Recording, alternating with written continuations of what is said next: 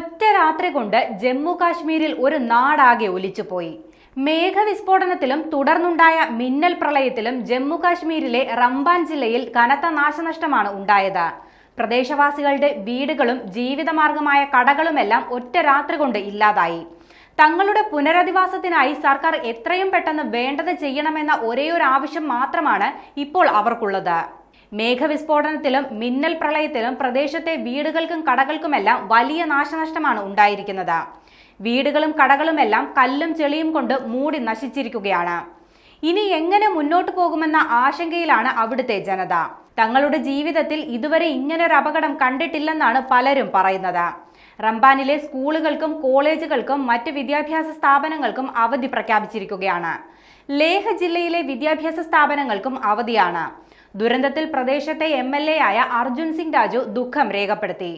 പ്രദേശത്തെ ജനങ്ങളുടെ പുനരധിവാസത്തിനായി വേണ്ടതെല്ലാം ചെയ്യുമെന്നും അദ്ദേഹം ഉറപ്പു നൽകിയിട്ടുണ്ട്. മിന്നൽ പ്രളയത്തിൽ പ്രദേശത്തെ 3 പേർക്കാണ് ജീവൻ നഷ്ടപ്പെട്ടത്.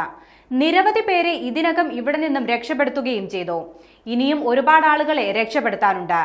മണ്ണിടിച്ചിലിനെ തുടർന്ന് ദേശീയപാതയിൽ ഗതാഗതം തടസ്സപ്പെടുകയും ചെയ്തു.